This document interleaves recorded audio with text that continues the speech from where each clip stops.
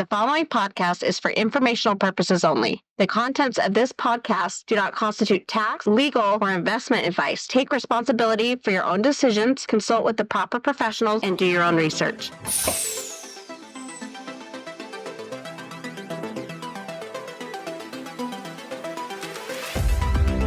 Welcome to the GRTiQ Podcast, the best of 2024, Part 1. Welcome to this special edition of the GRTiQ Podcast as we kick off the best of 2024. For the third year in a row, we're taking a moment to look back on the incredible guests, conversations, and stories that made this year so memorable. Today's episode, Part 1, features highlights from episode 151 to 175, bringing you some of the most inspiring and insightful moments from 2024. This year has been nothing short of remarkable. We've had the privilege of hearing directly from the people, ideas, and innovations shaping the future of Web3 and the graph. Through their stories, I hope you've gained an inside look at the work being done to build the decentralized web and the incredible vision driving it all. Part 2 of the best of 2024, featuring highlights from episodes 176 to 200, releases next week. And while we're reflecting on this incredible year, I also want to tease something very special on the horizon. In 2025, we'll be making a major announcement that's going to take the GRTiQ podcast to an entirely new level. So stay tuned for that. You won't want to miss it. Until then, thank you for making 2024 another unforgettable year for the GRTiQ podcast. Episode 151.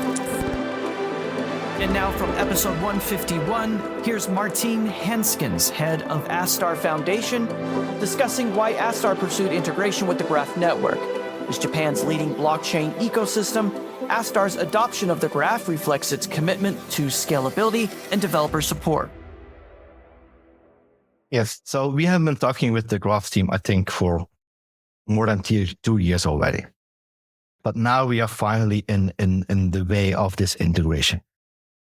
I can also explain why it didn't happen in the last 2 years. It's very simple because of, like I said as well in this podcast, we were presenting ourselves as a general smart contract platform. And also the Graph needs to figure out, okay, you guys are new, you are just a general smart contract.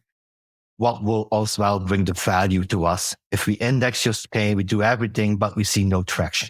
What is the value for us to providing this much resource? Which makes sense. Absolutely, totally agree.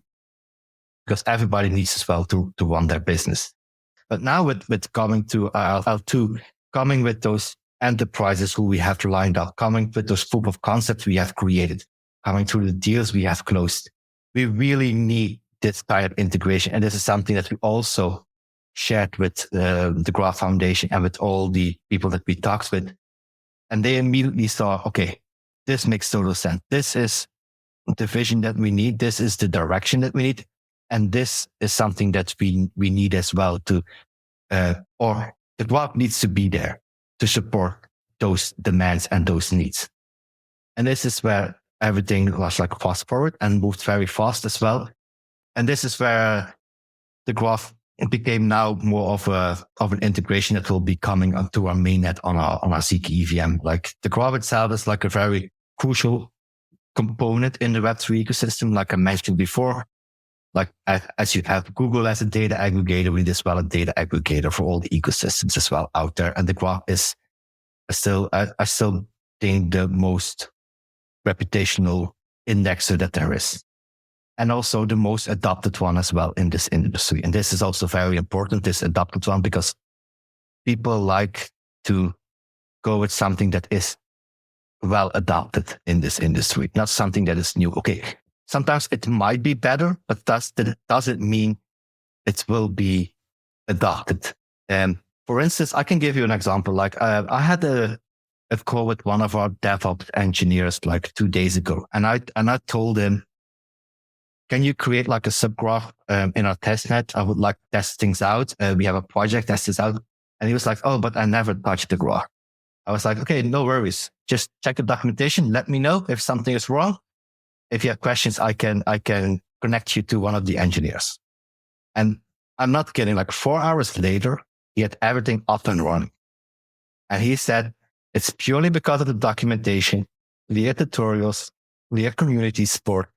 Everything can be found. There was I didn't have any error or didn't any while compiling, and there was no error whatsoever.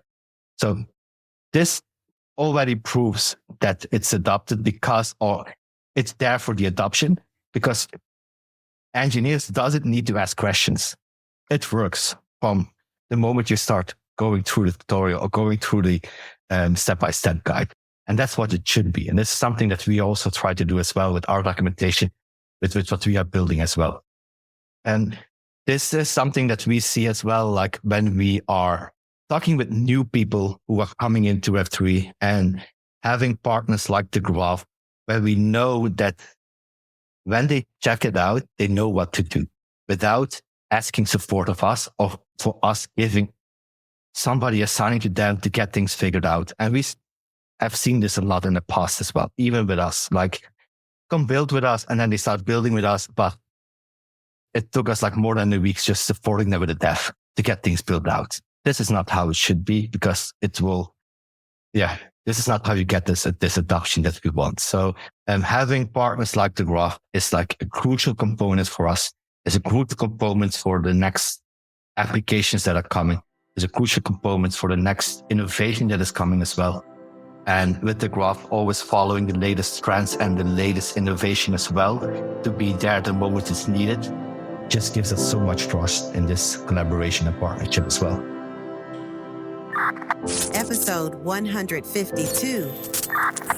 In episode 152, we were joined by Uri Kolodny, co-founder of StarkWare. And here he discusses what differentiates Layer 2 solutions like StarkNet and why scalability matters for Ethereum's future. So the primary division that people make in this context is between optimistic rollups and validity rollups. We belong to the latter, StarkNet. And optimistic rollups basically allow to scale based on the use of economic incentives and the assumption that those will provide, those are sufficient forces to ensure that computations are done, quote unquote, off-chain, meaning not on the base layer, and done correctly. And if not, people will be penalized economically, and that is their incentive, or nodes will be penalized financially, and that will be their incentive. So in that family, of course, there's Arbitrum and Optimism and a bunch of other. Validity proofs validity rollups or validity proofs or ZK rollups. That's a family of protocols that make use of proof systems. Basically say we will allow to scale by relying on math, meaning we will use math to condense computation data. And by conducting a chunky computation off-chain and relying on the blockchain itself merely to verify that computation, we will allow layer 2s to progress their state and offer a scaling solution. So that's the basic division between optimistic rollups and validity rollups. I think that's sort of the important one. Then there's sort of a finer distinction between that relates to what I said earlier between call it EVM compatible rollups and those that aren't. And we StarkNet is not an EVM compatible layer 2, as I mentioned. So the basic division is between optimistic rollups and validity rollups, and StarkNet, of course, belongs to validity rollups. And then within layer 2s, you can sort of slice it a different way, which is EVM compatible layer 2s and those that are not. StarkNet is not EVM compatible. This was an explicit decision that we made early on. We concluded that there are many benefits to starting afresh, starting with a new sort of environment that the EVM was built for Ethereum for those needs. And if we want verifiable computation, then StarkNet is in fact the right environment to build that. So let go of some of the constraints imposed by the EVM. And in the process, offer all sorts of massive innovation like native account abstraction, which is something that I'm happy to talk about at great length and often force people to listen to me talk about in great length. So fortunately they're married to me. But seriously, it's StarkNet in this regard presented an opportunity to start afresh and build all sorts of things differently and hopefully better from the ground up. Episode 153 and 154. And now from episode 153, here's Rodrigo Coelho. Rodrigo was featured as a two-part series for both episodes 153 and 154. As the first hire at the Graph, Rodrigo reflects on the protocol's foundational days and the unique challenges of building an indexing protocol and how those early days shaped the future of the protocol. Well, in that, an interesting part of the story, and back to Rick Burton, he had written a Medium blog post that was like, he was building Balance at the time, which is like a wallet. And it was sort of this like this article that was just, he was highly frustrated about how he couldn't get a wallet balance. He was like, why can we not figure this out, right? And he explained the problem with blockchains is that you have to go back through the entire history of the blockchain, go through every transaction to just get the current state of like one particular address. And so we had caught wind of that article while we were working on it. And then, we planned to meet in person in Toronto, but it was like, hey, we're working on this. He was like, thank God. So he became one of our like big supporters at the time. And he was spreading the word and like, solution is coming. We need indexing and querying. And the problem hadn't really been apparent, or it had just a few people had started to realize the problem. And that's what like Brandon and Eve had realized. They were doing consulting projects prior to starting, where they were, I think they were hired to build, something project. And that's where they encountered the indexing problem that led to the Graph. Was like, hey, this is a problem that every developer is having. They're having to reinvent the wheel. They're having to build, their own kind of custom cloud server that's like ingesting all this. And they were like, this is crazy. Like, why don't we just, make a protocol out of this? And they looked around and no one was doing it. So we're there to do it. So then at that EdCon, it was, telling people. So the reception was really good. They were like, yeah, we need this. So it was validating, to the idea of what we were working on. So met great people there. And so, it was slow going initially, but we did start to get like, people that were interested in what we were doing. And so the first real kind of breakout was, ETH Berlin. I want to say maybe that was like a year later. And we'd had a larger team then, a lot of like the original team there, Carl, Nena, Dave, Ford, et cetera.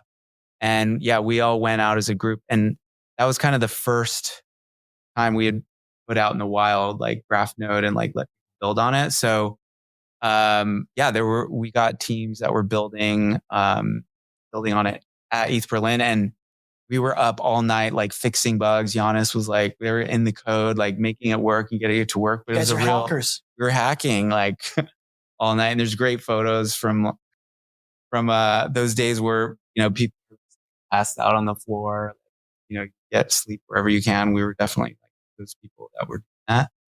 And,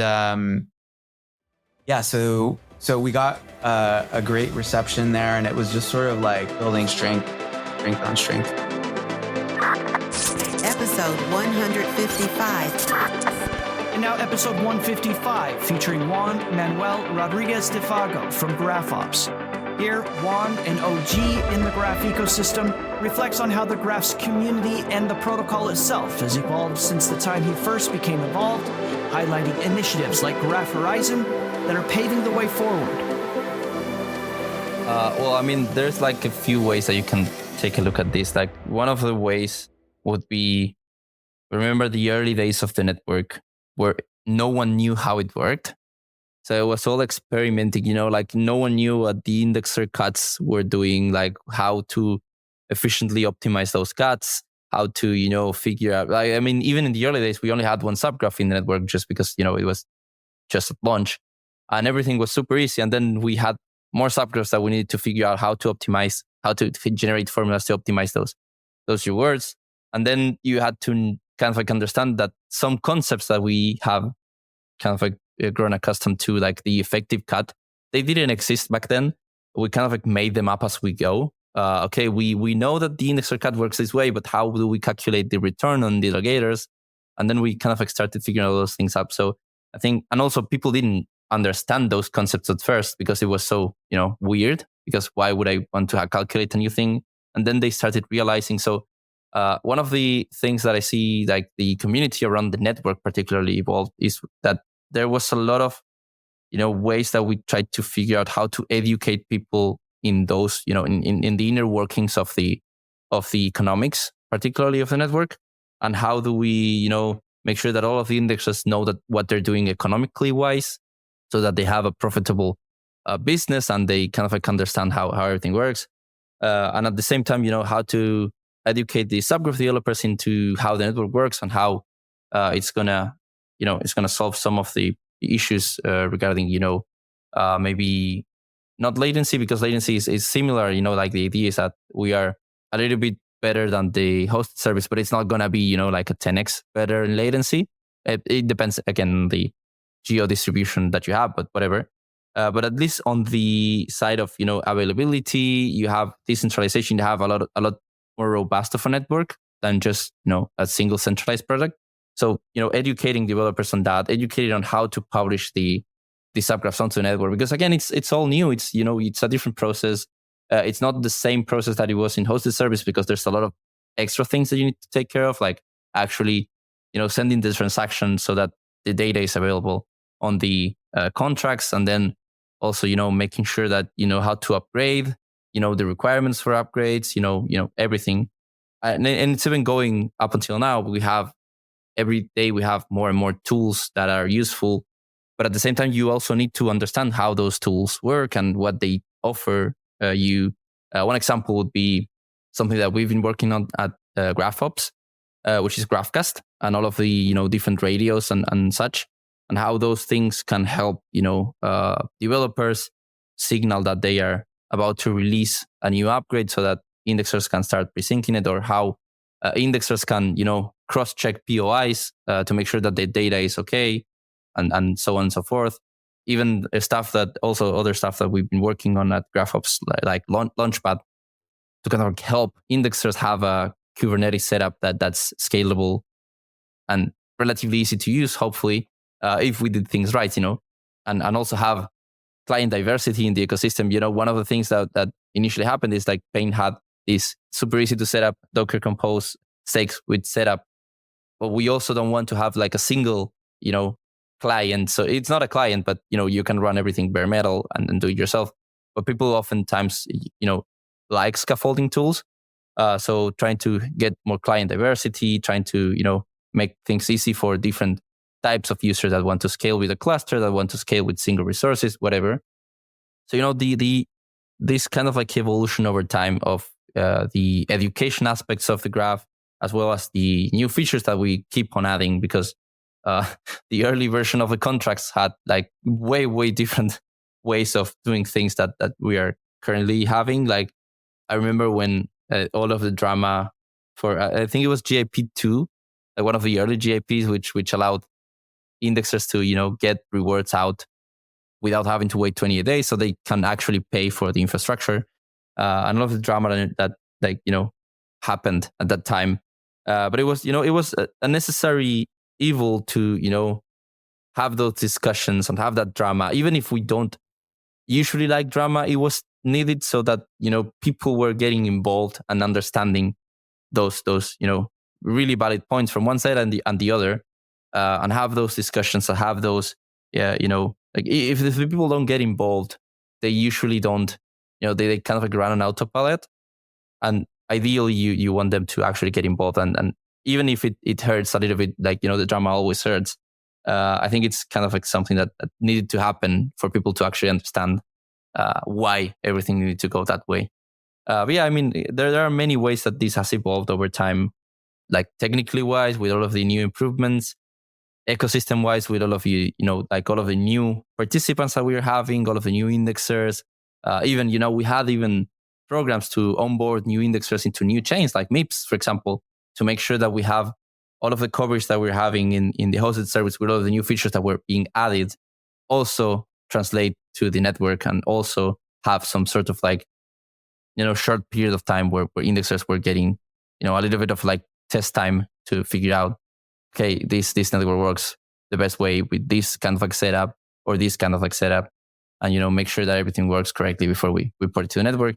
And all of those things, were, I would say, quite not refreshing, because it's not, it's not something weird and new and innovative, but at least it was super interesting to see it, develop over time. And that even if it had its challenges, I remember MIPS had a lot of challenges, mainly even with I think Optimism had some issues. We were doing the MIPS round and they had to do some kind of regenesis, or I don't even remember what happened. But even if it had all of those challenges were interesting and they were super useful to understand, okay, this is the real world. These things can happen. How do we approach those, critical moments where you need to take decisions? We need to, figure out how to best approach this, how to make, all of the participants in the ecosystem be able to respond to those rapid changes in the, environment, and how do we make sure that everything works as best as it can work over time. And I think, in a way, the ecosystem itself has succeeded over time and has been repeatedly tested. And even if it still has challenges, we can discuss Graph B1 versus Graph Horizon. We can discuss there's a lot of discussions that are happening inside of the core development team, so that are also slowly being released, like Graph Horizon, for example. I think there was a forum post. But yeah, I mean, those discussions are super interesting. There are super valid points from each side. But even if it, people don't agree with one thing and they don't agree with the other, I think the extremely nice part of the ecosystem, is that even if you don't agree with something, you can have your voice heard. And I think the forum really kind of makes this extremely explicit, particularly with, I think there was a few discussions lately, like the indexing fees one, where indexers were really against the, change from indexing rewards to indexing fees. And I think it really allowed the economics team of the core developer teams to, get a sense of, okay, we are in the, theoretical land, and then we have to figure out a real solution to something. And then we have real actors of those things that are telling us, I don't think this is going to work. This is maybe you need to take a look at this side or this new possible way, or maybe what if we do this, what if we do that? And all of those, all of that feedback, again, is always extremely welcome and actually helps shape the future a lot better into something that's actually useful and not something that's, theoretically useful.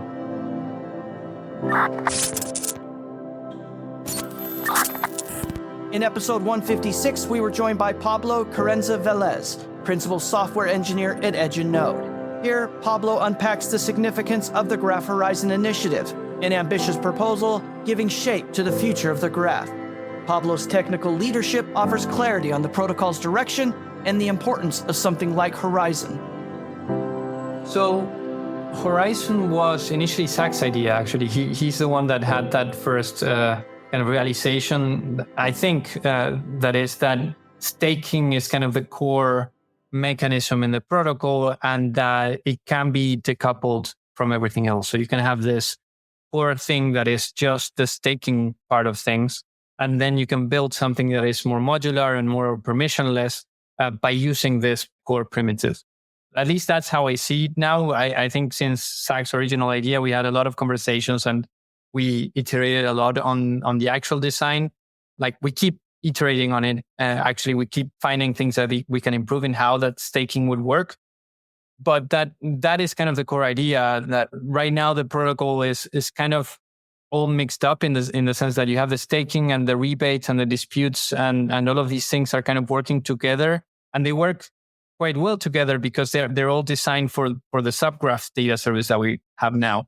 But there are a lot of ongoing initiatives about adding new data services, and that can already be done with the current protocol, but it's kind of a limited API, and that you have to kind of overload the meanings of some of the fields there. and reuse some of the things that you might not want to reuse if you're doing a completely different data service. So with Horizon, what we're proposing at least is the staking part can be a separate thing where you can allocate to any data service. And that means you can put GRT as a sort of warranty for any kind of service that involves data. And that works as the economic security for providing that service. And then the actual logic and the actual rules of the game for that particular service can live in a completely different contract managed by a completely different team that can specify their own rules. And that means there's a lot more room for innovation where other teams can come in and deploy new things like, other query languages or doing fun stuff with LLMs. I don't know. But they don't necessarily need to follow the same rules of the game in terms of how much you need to stake, how the disputes work, how the verifiability works, how the query fee collection works. All of those things can be done at the data service level. Obviously, part of our work in Horizon, we want to build kind of the framework for how you would build those things if you're doing your own data service. But I think that's kind of the main thing. And in doing so, we're also kind of taking a lot of the things that we have in the protocol today and decentralizing them further, I would say. Things like, reducing the reliance on oracles or stuff like that. So I think there are a lot of changes that are happening as part of this Horizon. So it's kind of an umbrella for a lot of things that I think they go very well together and make sense for it to be a different initiative. But in practice, there are a lot of improvements to the protocol that are kind of bundled in this thing. Episode 157. From episode 157, Ayoola John, or AJ, talking about how Astronaut AI empowers community managers in Web3. Drawing from his experiences at Facebook and Coinbase, AJ highlights the intersection of AI and blockchain for community engagement. Yeah, for me, it's very clear. Like the thing that let me give you two examples of things that I've experienced firsthand in Web 2 that make me really bullish on Web 3. So one thing, when I was at Facebook, we were trying to launch a game at Facebook, and Apple just said no. We were trying to launch like a gaming app, and Apple, we went through the review process, and Apple just didn't approve it. So we had to shut that team down. When I was at Coinbase, I tried to launch a feature on the wallet that allowed you to like purchase NFTs in the app. And Apple pushed back on that. We didn't allow us to release it. And Apple told us like we couldn't actually let you purchase NFTs, and we had to like add a link to Etherscan or something like that. And so these were two like very visceral moments for me, because I clearly knew, I can improve the experience of my customers if I did this. And then Apple goes, no, you can't, right? And this is the nature of a permissioned society, a permissioned tech ecosystem, where you have to ask for somebody's permission to do something. And obviously, in a system like that, you have a lot of gatekeepers that can just tell you no. And so what I'm really, really excited about in Web3 is this idea of like permissionlessness, where, if things are on the blockchain, you can just like write your own contracts or write your own code on the blockchain that it can interact with other people's codes that are already in the blockchain without asking them for permission, right? So in this world, in the ideal case, like the best idea wins. And I really, really like that potential, because then I can just sit there and try to think about if I can come up with the best product idea and the best distribution idea, then I can outcompete or win against like even bigger incumbents. And we've seen this with like Blur versus OpenSea, right? Where like Blur is able to get 50% of NFT market share in a very short time, just because they had a better distribution strategy. And I think the fact that opportunity exists in this space, I think it's big. And I'm excited about that. Episode 158. In episode 158, here's Chris Ware, CEO of Verida. Chris discusses the critical role of decentralized storage in a hyper-personalized Web3 solutions. Chris reflects on Verida's unique approach and talks about some past collaboration with the Graph at GraphHack 2022. Yeah, firstly, I'm a huge fan of the Graph. We, in Verida, early on actually went to one of the early Graph conferences, and then we sponsored a hackathon because we could see there's a really sort of strong alignment there in terms of thinking about how we use data and doing that in really new and interesting ways. So huge shout out to the Graph there. Verida is focused on, firstly and foremostly, the data for an individual and protecting that. But then the next step of that is using that data in a meaningful way to benefit the individual. And there's lots of different ways that can happen. And one of the ways is allowing lots of individuals to collate their data together in a way that creates value. And so if you look at the graph, obviously the graph is indexing, all this data from public blockchains and creating this new data set that's valuable, that's queryable, and can, provide insight and all sorts of things. And so there's a lot of value that's being created there. We see a future state where something like the graph will exist. Maybe the graph will extend their scope, or something new will exist where there's the ability for an individual to anonymously consent to contributing their data into some sort of large global indexer. And that indexer there could be lots of different indexes for lots of different industries, different purposes, and use that to drive new types of use cases and value. So again, I'll use health as an example. Health is only one area that we can sort of do a lot of stuff with Verida, but it's a really good use case to talk to. So in the future, we could have healthcare researchers that want to research a new drug, and so they could put out a call for people to who are using the Verida network, who have their healthcare data, to anonymously contribute their data to some sort of healthcare indexer, and they could request information such as, what's your resting heart rate, which comes and is signed from your Apple Watch. How physically active are you? And you get information from your Strava or your Fitbit. So there'd be this ability for people to contribute this data. Perhaps they get some cryptocurrency in return from the researchers for contributing that data. And then there's this large data set that can be queried and monitored. That's a really interesting solution because it allows for consent. The user is consenting to the use of their data, which is a really painful and expensive problem in healthcare research. And there's also the ability there to directly reward individuals, perhaps with a cryptocurrency or token that makes it worthwhile for them. So that's just probably one example, but I think that there's going to be a need for indexing services, for querying, aggregation of private data done with consent. And that's going to become a huge industry, a huge space. I mean, that's really the market research space that exists today. And that's a huge industry in its own. Episode 159. And now episode 159 with Baki Er, co-founder of Clave. Here, Baki reflects on how he got started in Web3, launching DeFi Library to help educate the Turkish community, and where he developed thought leadership before moving full-time into the space, working on a wallet, Clave. Yeah, absolutely. Thanks for all good words. So, as you know, Turkey has a quite crypto adoption due to differing socioeconomic reasons, right? So the headcount in crypto was and still is super high. But at that time, when I was researching about DeFi, I realized something, that there is no source in Turkish. So everything is in English. I know that it was just starting of a trend, but still, we were very crowded in the space, but we were not actively participating in the real interesting things going on in the crypto space. So yeah, DeFi was super interesting. I was looking for every newsletter, looking for every article mentioning how it works, what are the new products, etc.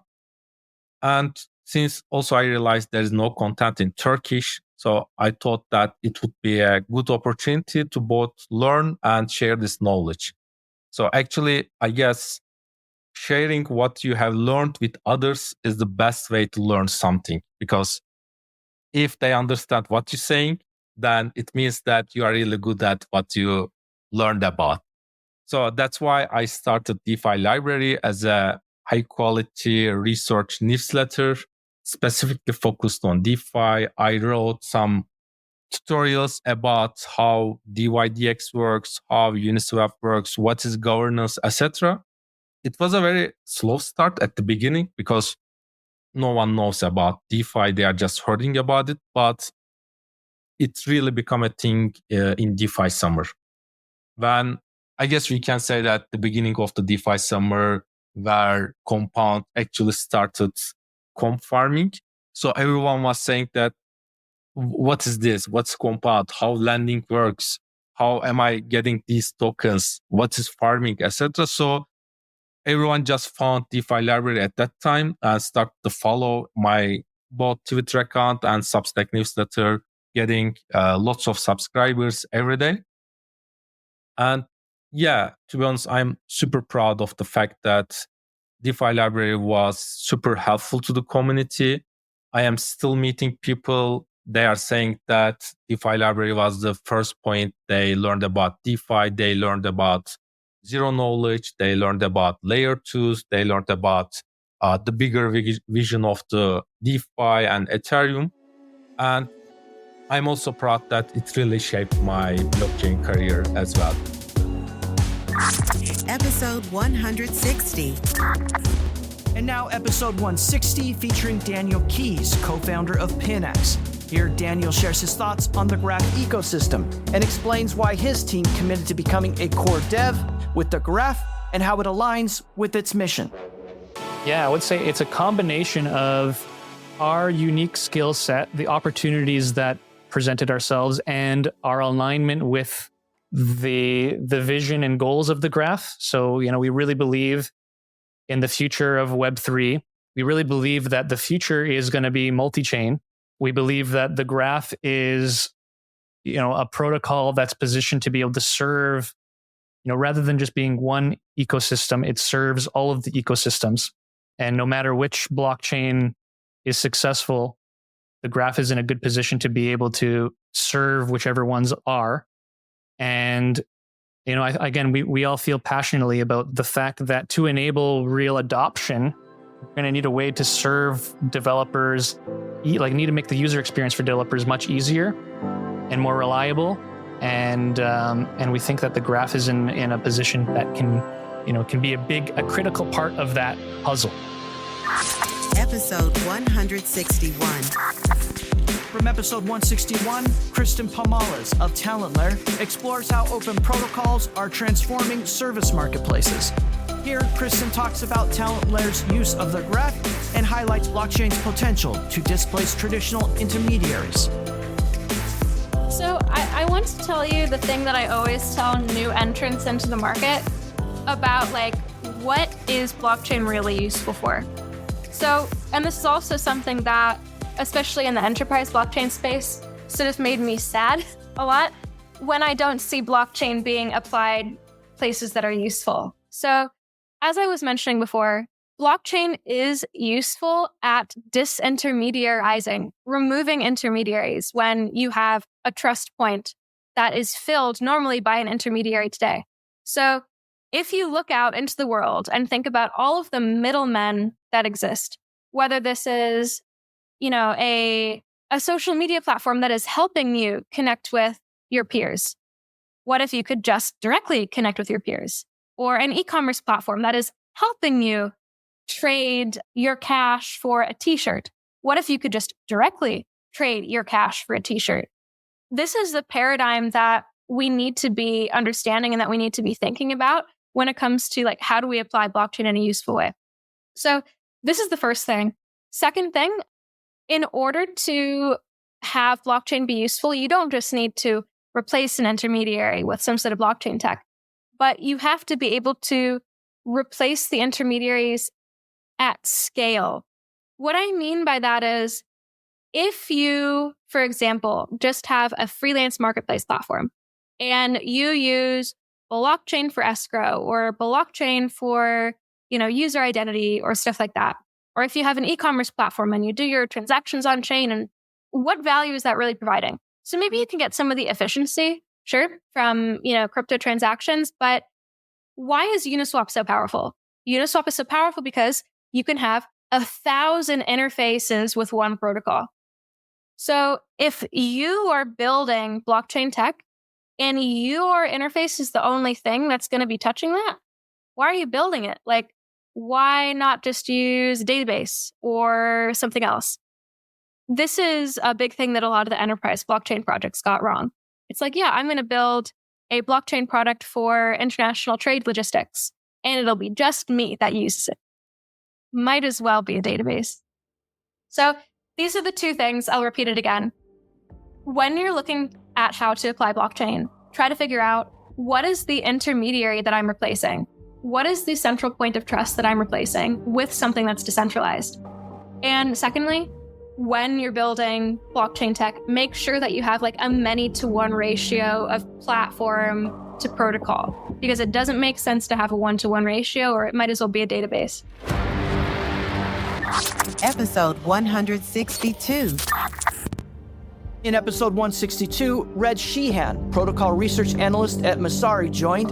In this segment, Red offers thought-provoking perspectives on protocol economics and the evolving relationship between traditional financial markets and cryptocurrency networks.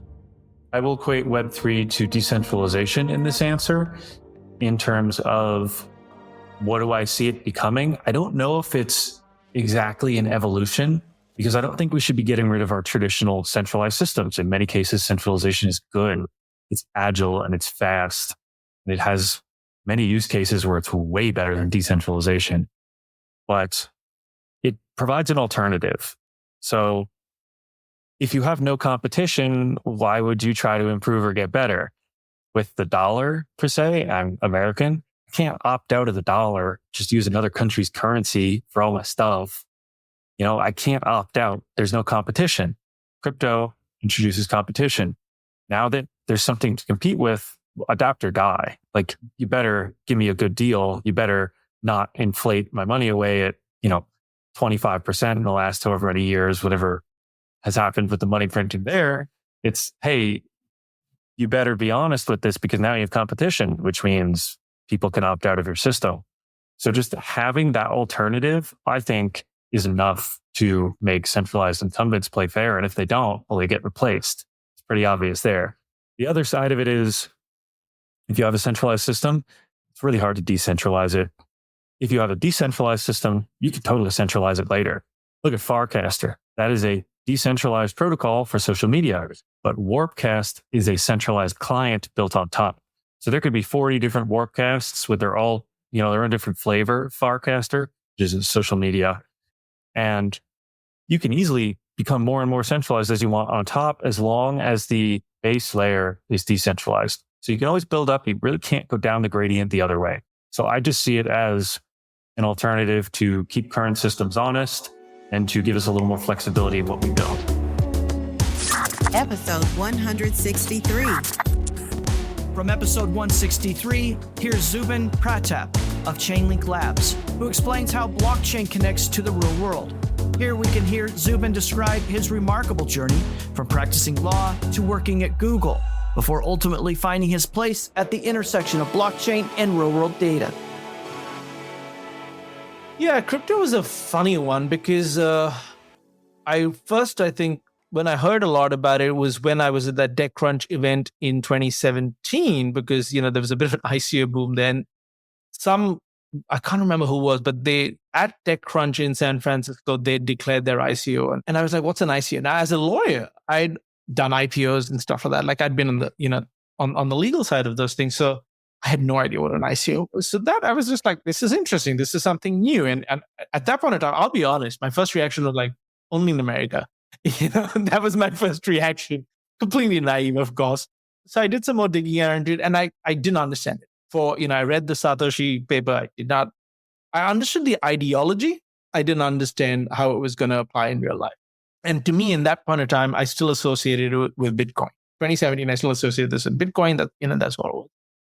And over the years to come, I noticed really smart people around me were highly polarized by it. Some people were all in. Some people were like, nah, this is terrible.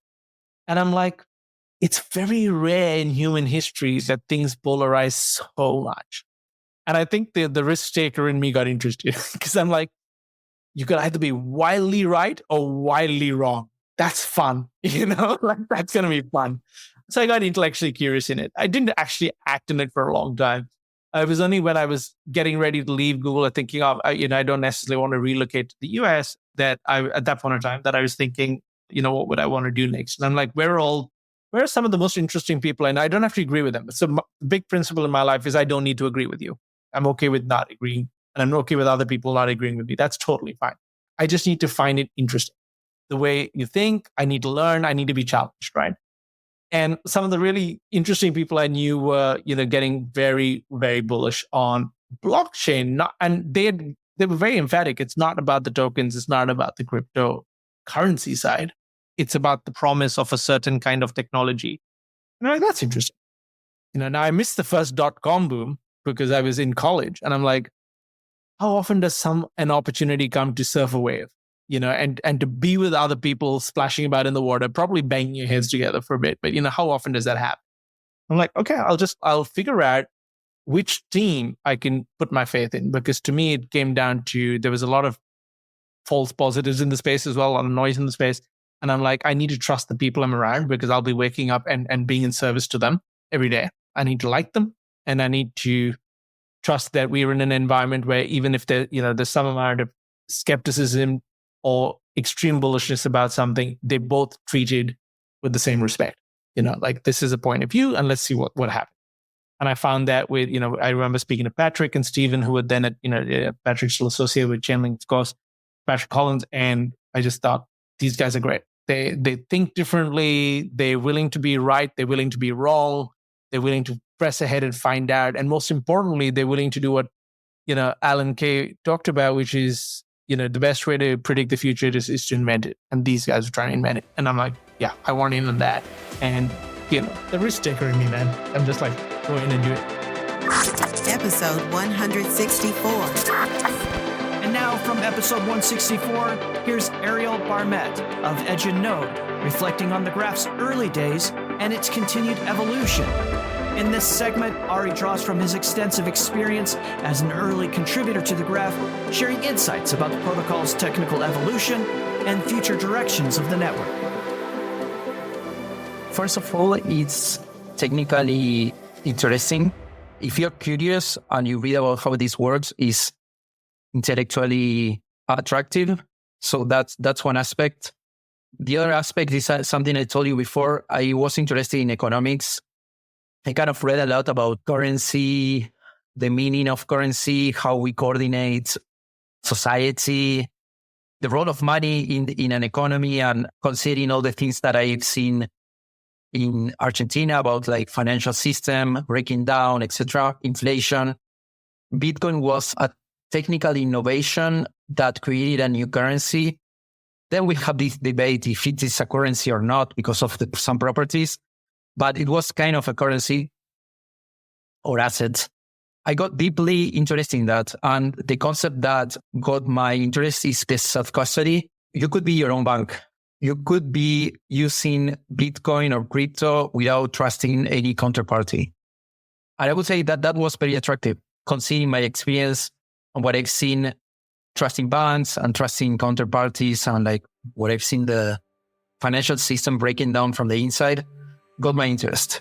I would say it got involved in crypto through Bitcoin, but I then saw it was much more, particularly when I read a lot about Ethereum and how it wanted to use the same properties that a blockchain has for general computation, right? Doing any kind of program in a way that is trustless.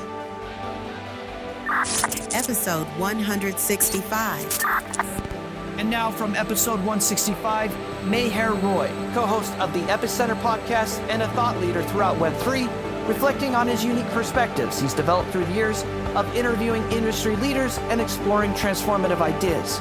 Here, Meher shares what sets his thinking apart and how his insights shape his work in decentralized technologies. So I think the biggest thing is that I actually subscribe to the Charlie Munger Warren Buffett school, and I think like cryptocurrency networks, some of them can be valued like rationally in terms of like cash flow they produce. And I believe that it should be the objective of entrepreneurs to be, when they're building their crypto token or crypto network, to be building products that people pay to use and they have cash flow. And actually, when I look at the majority of entrepreneurs, they are not in that mode. For example, I don't think liquidity mining or airdrops are such a great idea, right? Because ultimately, in an airdrop, you're diluting equity. Like if you do an ICO, like an ICO is a great idea. You're diluting equity in your network, and in exchange, you get capital, which can fund the development. That's an amazing.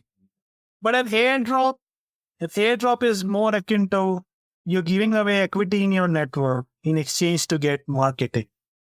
But marketing is only valuable when your network has a good product. And many of these things don't have good products. So you're paying for marketing, but that marketing is not applied at the right point in the life cycle of a network. Like, for example, like if DYDX does airdrops, makes sense. DYDX network has an amazing product. Okay, the some airdrops to develop marketing for DYDX makes sense. It's interesting that DYDX has never had much return on its marketing. Like its marketing has been consistently poor, despite the airdrops. So maybe there are cases where like, okay, the airdrop makes sense, makes like national economic sense. The majority of cases, I find like the airdrops being ultimately really stupid ideas. There's something that is also true for like liquidity mining. Sometimes liquidity mining can make sense. It can make sense when liquidity is the central constraint in improving your product. There are genuinely things that have that nature.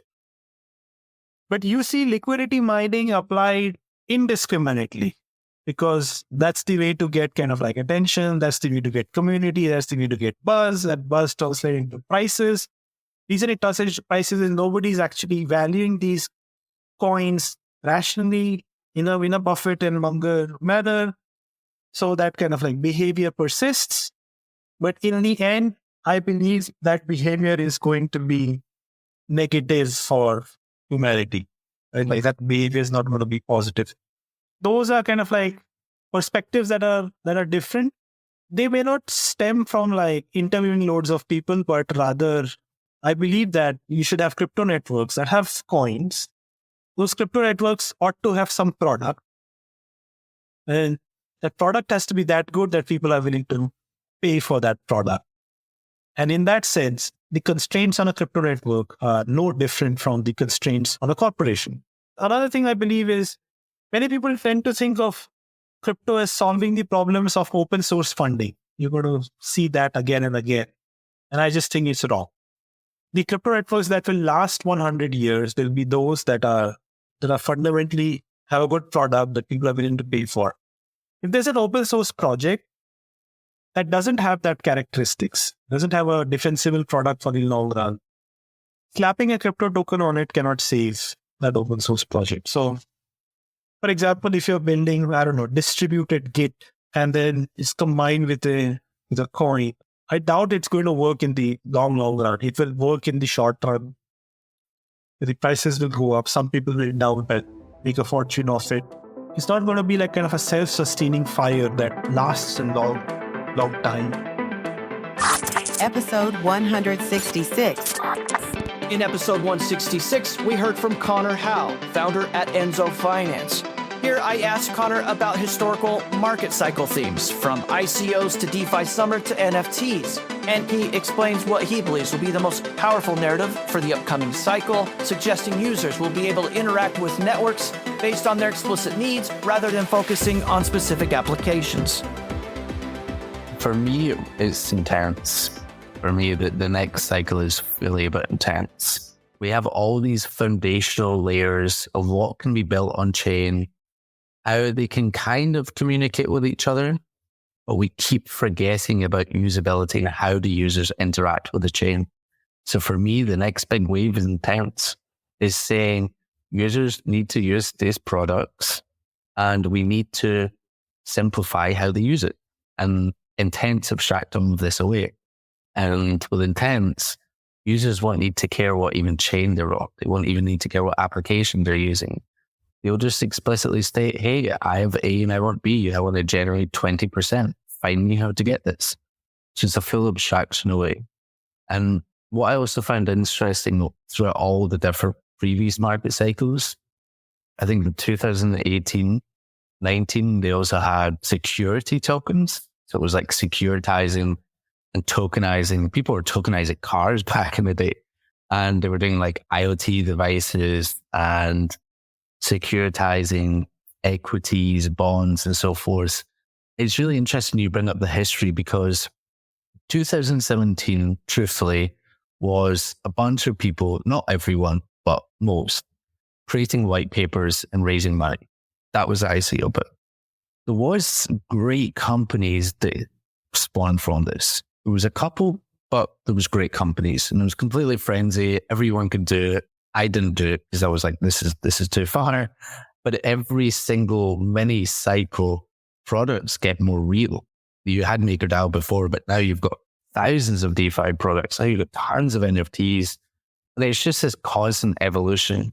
But what's different for me this cycle, I was speaking to a friend about this, is the industry has got a lot smarter in building narratives, which I think is good and bad. It's good in the way that you can build a very strong community, a very strong cult-like awareness to your products and getting strong backers. But I think it's extremely dangerous on bringing new joiners to this ecosystem. And the guys who are building the narrative now, these guys have been around for years. They understand how other people could perceive it and so forth. But with new joiners, I was saying this earlier, there's certain phrases that people have made up. It's not like this is real. It's real, but it's not like, this is a water bottle, right? Maybe they call this something else for a water bottle. So the bad representation of this is new joiners might get confused by all this new fancy language. I get confused myself with it as well sometimes. Episode 167. This is Shermin Voshmgir from episode 167, author of Token Economy and founder of Token Kitchen. When asked about blockchain's foundational promise and whether the industry is moving away from the original principles, Shermin expresses growing concern about how increasing centralization and regulatory requirements may prevent the technology from achieving its potential for societal transformation and economic empowerment. As I'm learning more, and as we're seeing more and more centralization, I'm getting more and more skeptical that we will be able to leverage the full positive potential of this new technology. We have to be very wary that we're not inadvertently leveraging the negative potential of this technology. Surveillance state, given the KYC AML laws that are getting worse by the day all over the world, this technology can be used to control us rather than free us from a social or economic level. So I would like to warn people to learn more about the potentials, but also the dangers of tokenization, blockchain networks, which cryptographic tools we use. Because if we don't go into the details, we won't be able to co-shape these new networks, these new tokenized systems. And in the end, it's a governance technology, really. Blockchain networks are governance technologies, but governance means that you have to be active governors of the systems and stop being just consumers.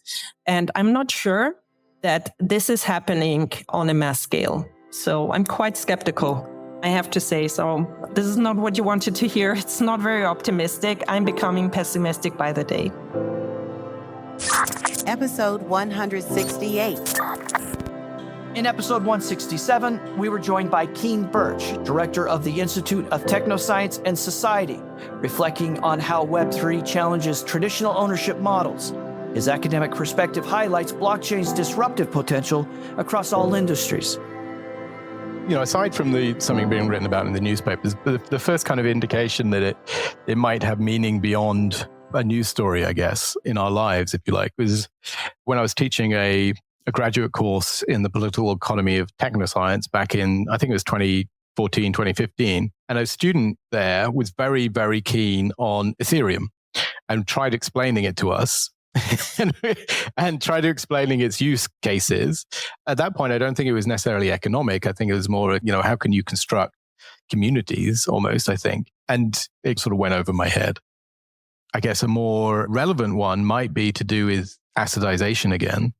I'd been co-organizing a panel on assetization at a conference in Barcelona. I sent my colleague, a guy called Fabian Meniza, who's another STS scholar. I sent him an email about a company that I'd just read about called Rakugo. I'd been intrigued by, I think it was their press release launch or something like that, where they're trying to explain what they're doing. And it seemed to me, this is assetization, right? They may have used that term. I can't remember. They were trying to use tokenization to reward or pay content producers for the content they produce for their website. So they would give tokens to content producers who would write articles or, whatever it is on their website. And then they would try and generate income and revenues by advertising or subscriptions or, whatever it was. And then they would distribute a proportion of that income to the content producers who held tokens, depending on how many tokens they held. And I think you got so many tokens for, so many words or something. So there was this, I guess, a quid pro quo there going on. I think they were looking for some form of financial backing to invest in their company. It didn't go anywhere, I don't think, the company itself. But it was an interesting kind of insight into what blockchain and tokenization, things like that, were about and how they might relate to what I was interested in.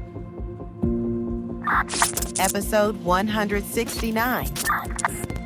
From episode 169, this is Mina Zhao, co-founder and CEO at Native. Here, Nana answers the question about whether Web3 is fundamentally a DeFi industry or something broader. And she explains how Web3's culture of transparency and democratization extends far beyond finance, though she argues DeFi provided the industry with its first strong product market fit. Okay, to answer this question, first of all, I think it definitely has its bigger vision. Right, you see AI, DeepIn, you see SocialFi, and then there are also more gamified projects in the space. The reason why DeFi was widely adopted is because, yes, we find the fundamental product market fit, right? People are using tokens to do a more fairly fundraise for their projects. They want to sell their company shares via tokens, whatever it is, right? So naturally, it's an easier way for people to democratize the management of that company. So you have DAO. But I think why people love the Web3 industry, we need the fundamental financial instruments to support the economy. But the bigger picture is it's a culture. We always talk about consensus, right? What is the consensus? It's actually the culture, the common beliefs we have for the financial world. What do we envision to be a fair financial world for the founders, for the retail users, for the investors, liquidity providers? It's essentially everybody is contributing to this culture forming that makes how unique Web3 is. It's a very, very new economy. It's a very new industry, but because we are aiming for the transparency, we are aiming for a more fairer share of the participation from different parties. So naturally, you are creating newer forms of products to democratize different things. It's not only democratizing the financial markets, but also think about NFTs. Traditionally, artists, right, when they work with art galleries, their maximum payout will be 50%. But usually when you launch an NFT, artists, at least they will get 80%. It's more like a direct revenue for them. And they also have the ownership, the royalty province, whatever. And for Web 2, I know this has been talked a lot, but Web 2, usually people talk about, you get to create your data. But Web 3 is about the ownership of your data. Think about Instagram, right? How are people monetizing on Instagram? All those creators, they post the content, but the actual monetization of their influence is not through the assets itself. It's through they always need to open a shop or link to some referral things and they get paid, right? But in Web 3, whatever the content you post, you own, you can actually monetize it. You can tokenize it. Of course, not everything needs to be tokenized, but the option of doing so on every single thing actually creates more possibility. So I'm just more thinking about from the broad perspective, Web3 creates this powerful tool and fundamental infrastructure for project founders, investors, artists to be creative in terms of whatever they're creating, the product, the artwork, and monetize it. And that's meaningful. And you don't know what could be created from that. Episode 170. Episode 170 featured Joe Vezzani, co-founder and CEO at Lunar Crush. Here, Joe answers the question about how he balances work and entrepreneurship with family life while staying true to his values. Yeah, I love that question. I mean, I definitely have the calendar and the Calendly set up in a way to where I have certain days where I have calls, available later in the day for me, which like opens up Singapore and, Asia, and I have to take those calls. I definitely have calendar open early in the morning for, the calls like in Europe and Dubai. And then you get into the day here and we're on the West Coast and you've got town halls and you've got everything else going on. I mean, we're a decentralized team. So that does help, for timing. It's like no commuting or anything anywhere, which I think is good for some people, probably not as good for the younger generation that doesn't have a chance to like learn in the office. But for someone that's like operating and has a family, it's like the best you could possibly imagine for most people. And then I kind of mentioned a little bit earlier, it was like, just really always have been focused on health and fitness ever since I was young, and have never lost that my entire life. I've always had something, whether it was rotating different workouts at the gym, kickboxing, whether I was playing softball or soccer and organized leagues, whether it was putting together a gym in the side of my yard that was like pretty functional and like staying on top of that, whether it's trying new diets, whether it's different technology, with the Apple Watch to like figure out how I'm sleeping to make sure that like my HRV is where it needs to be, or like having the data that like, oh, if I do have dinner a little bit late or I have a drink later at night, my HRV goes down, my heart rate goes up when I'm sleeping. I feel more tired that day. And just making those adjustments and having enough in your gas tank. Cause like always talk about this with people, especially younger entrepreneurs. It's like, you're not Elon. Like you don't have just like people waiting on you. Like I doubt Elon's like cranking like food and stuff is kind of just done. It's like, but he's one of the richest guys in the world. You're still going to do the dishes. You're still going to have to take your kids to soccer practice. If you're younger, you still have friends and obligations, and people are like, hey man, let's go to Hawaii and go surfing. Sometimes you have to say no to those things. And sometimes you have to prioritize work. And so there's no getting out alive. What I mean is like, there's no getting out and getting to even a decent level of success in a startup and not sacrificing like kind of a lot at certain times. I think it's also really important if you are with someone is to have a partner that understands and being very clear with them. Some of the things that I try to do ahead of time, if I kind of know I have a time period coming up that's just going to be crazy or crazier than what is already crazy, I try to communicate that and say, hey, I think next week's going to kind of suck, just so that you know. And sometimes it does, sometimes it doesn't. But I think getting out ahead of those things and being transparent on it helps the other person that you're with support you more. Knowing a lot of other entrepreneurs too, most of the people I know that have been very successful, that have stayed together, the significant other was extremely supportive and understood the sacrifice that needed to be made at certain times. And that, yes, like the work sometimes did have to come first. I'm not saying it has to happen all the time, but it 100% needs to happen sometimes if you are going to be successful in the way that you think you can with a startup, just plain and simple. And so I've just over the years done that. And even with the second startup, it was kind of like, like I said, best worst day ever. I've tried to kind of take the edge off the top and the bottom of those things a little bit, where it's like, don't get too high, don't get too low. Know that some weeks you're not going to make an impact. It's going to be a bear market and things are going to slow down. And even if, you got, LeBron James to post about you or something, like sure, you might have one day, but then it's going to die again. So I think it's like really internalizing that there are ebbs and flows to this process, and you can't have the best day every day. It needs to be a little bit of both. And so, yeah, I mean, prioritize it. You can build an epic startup with a family. You can do great things. You don't need to work till 2 a.m. every single night and burn the candle at both ends and like do what you need to do. But what I will say is that, you've got family, you've got work, you got friends.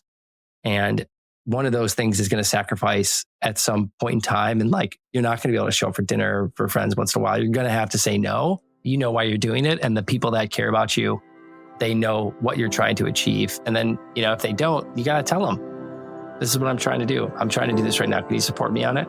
Who's going to say no? Episode 171. Episode 171 featured Dr. James Hendler, pioneer of the semantic web.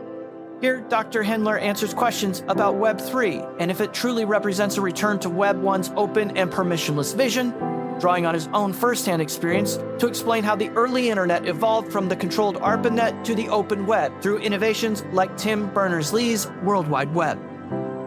A lot of this gets down to a technical point that I'm very, very dogmatic again about, and most people aren't. And the way I usually describe it is I actually have a photo somewhere from a conference where Vint Cerf is wearing a T-shirt that said, "I did not invent the web." And Tim Berners-Lee is wearing a T-shirt that said, "I did not invent the internet." So there's a lot of confusion about when the internet became the web. The internet actually started as this very controlled entity, the ARPANET. People started finding ways to do these sort of informal network things by essentially my computer at midnight would phone another computer, pass an email that had them in the address, would get it back, would then call the net. So this was UUNet, it was called. Your email address at UUNet was actually not a single address. It was essentially how you would send the message. So if I wanted to send a message to somebody at, I don't know, University of Texas, I might have to say, Joe Smith at CMU at Stanford at Texas. So I'd have to know the path, right? Then eventually, of course, the routers put up. So the internet was blossoming and there were a lot of things on it for finding information. And, people have heard about these things now, Archie and other systems. But what really blew it open was when Berners-Lee came along with the web.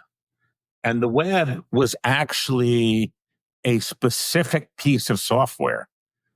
Just to show you Tim's brilliance, people said, did he predict this thing? And I said, well, he named this software World Wide Web.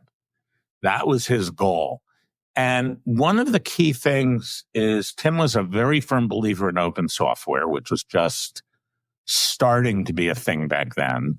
Rick Gabriel had just started to really use that phrase. And so Tim convinced CERN to actually allow the release of the code. Then when he moved to MIT to start the World Wide Web Consortium, a lot of what happened was to standardize some of those things.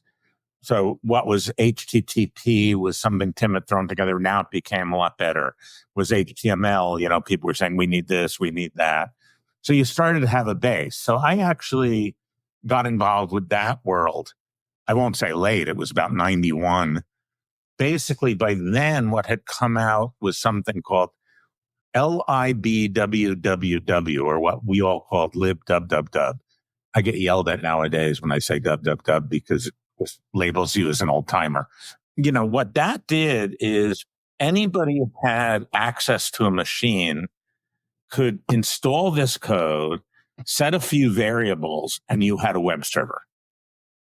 Right? So really, you just needed the permissions. And of course, in those days, permissions, we didn't have the hierarchies of IT we have now, because again, when you had 20 users in your building who knew how to, so we had an IT staff, and you would go to the IT staffer and said, hey, we've installed this, we did this, can you make it available? Right. And, I still remember one of my students, I really wish I could remember the year and the month, but there was a month where we had the most visited site on the entire web. We had a roller coaster site with pictures of some of the top roller coasters. And it got 200 hits in a month, right? My home web page still is mostly handwritten HTML because there were no tools for doing it. And by the time the tools were around, I didn't feel like redoing everything. So nowadays I just add things by hand, which of course means it's usually very out of date. But the good news is now, I don't have to, because Wikipedia or something else updates all my information. One of the things that's nice is the longer you've been on the web, the more likely you are to have good search rank. And so at one point I was the top handler I don't think I am anymore because there's authors and actresses and things like that on web, although I still typically show up pretty early in the search. Tim Berners-Lee topped me on that because he was the top search for Tim. You type Tim in your browser, but when we first started having completion, I was like, Berners-Lee? Owning your first name was considered huge. Owning your last name was considered pretty good. Episode 172. And now from episode 172, here's Dan French from ResProp, exploring how blockchain democratizes real estate ownership. Here, Dan presents a compelling argument for how Web3 will integrate with the real estate markets. Exactly, man. Maybe you can help me pitch OwnProp to people. No, that was a concise way to say it for sure. But you're right. One of the keys is that the liquidity of trading in and out of your position on a deal. Right now, once you're in a deal, it's really hard to get out of that deal. Maybe in the public markets, the REIT, you can kind of trade in and out, but then you lose some of the advantages of being a direct investor in a deal, which is mostly tax advantage. And I invested in Hote'Ala. I can't get my position out of Hote'Ala, certainly not within 5 years. So after 5 years, sometimes sponsors will give you a put option, meaning you can get your interest bought out, but that's even difficult to achieve. So the vision of OwnProp is that, yes, one day there will be a highly liquid transaction platform powered by blockchain where people can show up and say, 3 years into the ownership of Hote'Ala, I would like a piece of that deal. And someone 3 years in says, you know what? I have alternative use of my capital. I need to buy my first home. I actually want my money to be taken out of Hote'Ala and it's already got a good return. So let me take some of those chips off the table. But you need a willing buyer to show up on the other side of that trade. So that's the ultimate vision of OwnProp. That's going to take many years to build. We need the crypto community and the crypto heads to kind of like help us evangelize that, because I think that's going to unlock tremendous value and opportunity for average people. Episode 173. And now from episode 173, this is Roland Chai from IoTX, explaining how DePIN merges IoT and DeFi, enabling machines to generate financial value. Samuel was the first Messari guy actually coined the term DePIN, decentralized physical infrastructure networks. When you define a category, you want to be inclusive enough, right? So like the existing players, like the investors, VCs, projects, medias, so they want to naturally attach themselves to this category. That's kind of important, right? If you define something like no one really cares about, then it's not going anywhere. Second one, I feel like this is also aligned with the trend that crypto is actually going to the real world. If you saw the Bitcoin ETF gets approved in early this year, then Ethereum ETF right now, that definitely means crypto is getting into the real world. So that's just from the finance perspective, in terms of ETF. But from like a real world kind of adoption perspective, there must be something else. So I feel like we are almost like a trending on this trend. Episode 174. And now from episode 174, this is John Poller, founder and steward at ETH Denver and founder at Opolis. Here, I asked John to share any lessons he's learned from building ETH Denver from an idea to what it is today. And you'll hear John emphasize the power of personal conviction, describing how he transformed a small meetup into the world's largest Web3 event by maintaining unwavering belief despite many others' doubts. I think the most underrated principle that people can lean into is their own personal conviction. So, a quick anecdotal story, when I first hatched the idea for ETH Denver, I didn't even own the meetup, right? I was just part of the meetup back in the day of Ethereum. I became friends with the founders and, we had a very small group of people in the very beginning, but then it swelled in early 2017 to like hundreds of people. Then it was like hundreds of people on a waiting list. We had this hundreds and hundreds and hundreds of people that wanted to come to these meetups. But I just noticed that there wasn't a lot of building going on. There was a lot of beer and backslaps and pizza and jokes and fun and socializing, but no one was actually laying any code, mostly because nobody knew how. We took a survey at one of the meetups and said, who would participate in a hackathon? Who wants to learn how to code Ethereum. And there's like, 3/4 of the room said, yeah. And then when I went to the founders and I said, hey, I want to do this hackathon, we tried that. Nobody really came and nobody took it seriously. And you're going to have to raise a bunch of money for it. Probably costs like $20,000 or $30,000 and all this. And I'm like, no. I'm talking about we talk about Colorado is perfect for this, sort of the values alignment of crypto and how it could be a destination of choice for innovation. Well, why don't we just build Colorado into a destination of choice for crypto? Well, who are you going to get to help you do that? I'm like, I don't know. Let's just do it. So there was a bunch of, you could call it monkey poo being flown, for the next couple of months, because I just went and built a pitch deck and I had all this pricing for sponsorships. And they're like, what? You're going to charge $25,000 for a, Cypher sponsorship? Like, what? No one's going to pay that, dude. I'm like, no, they will.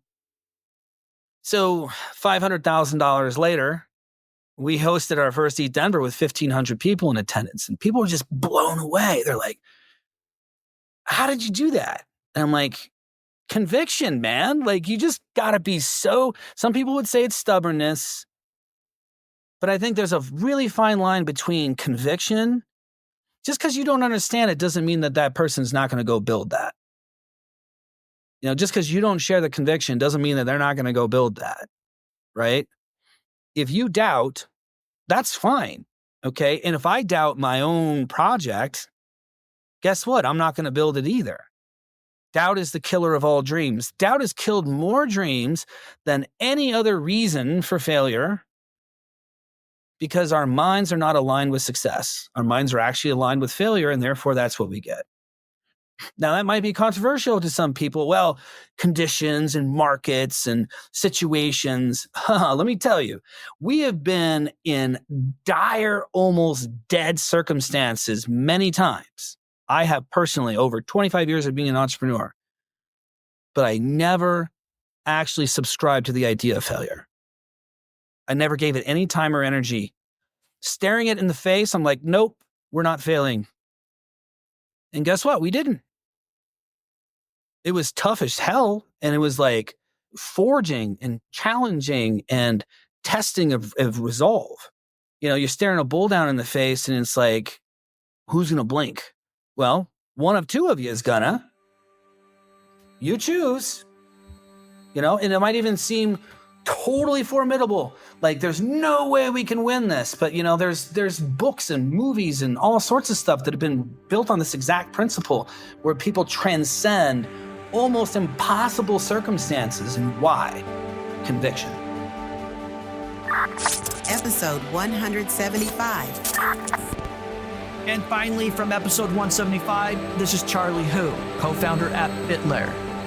Here, I asked Charlie about how Web3 has evolved during his time in the space, and he explains how the industry has transformed from a small group of cryptography enthusiasts into a mainstream ecosystem with institutional adoption and technical innovation.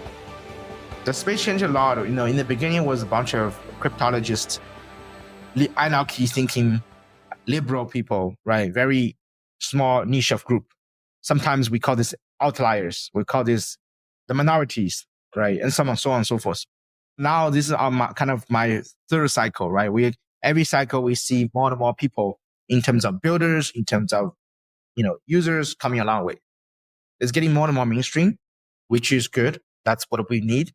It's getting more and more liquidity, right? Now, institution money coming in with ETF and so on. So the space definitely changed. The regulators now getting more and more educated about what is crypto, what is digital assets, how we regulate that. The corporates are also now talking about Web3 as one of the key strategy in pretty much every single annual meetings and so on. Technology-wise, we developed so much, right? In the beginning was smart contract. Now we have interoperability. We have all the scaling solution from Plasma, Validium, now to Optimism Rollup, ZK Rollup, right? And now we're working on BitVM, around Bitcoin stuff. A lot of technology has been developed throughout the cycle. Most of technology actually developed during the bear cycle because there's not too much to talk about. That people can only build. On the bull cycle, we have a lot of product market fit. Users get excited. People who build product actually can find their users. have effective marketing and so on. So the space changes so much in a way. I think for some people, it's getting a bit hard for them to find next great idea. Nobody else did before. Nobody else discovered it before, right? Which is so unique, so new, that potentially can change the world. Those kind of list of ideas and things getting less and less. Meaning there's a lot of things that have been there, down there already. Many things failed. Certain things worked, right? And certain projects still there, right? I think it's about survive. For the project as being started like since 2014, 15, majority of them actually died due to various reasons, right? The ones actually still there, some of them are doing well, very well. So it's a very cyclical industry. In order to survive throughout different cycle, across the cycle, is very important. It's something definitely very humbling for us now that I'm building TalentLayer, trying to survive the cycle, especially on the bear, to be long-term project, which is something very difficult, but challenging, and we try our best to do that. Yeah. Thank you for listening to the GRTiQ Podcast, the best of 2024, Part 1. Thank you for listening to this special edition of the GRTiQ Podcast. It's always an honor to reflect on the incredible guests and stories that have shaped the year, and I hope you enjoyed revisiting some of these standout moments. Don't forget to join us next week for Part 2, where we'll continue this journey with highlights from episodes 176 to 200. And as we celebrate the holiday season, I want to wish you and your loved ones a safe, healthy, and joyful time together. Be sure to take care of one another, celebrate the season, and we'll see you next week for the best of 2024, Part 2.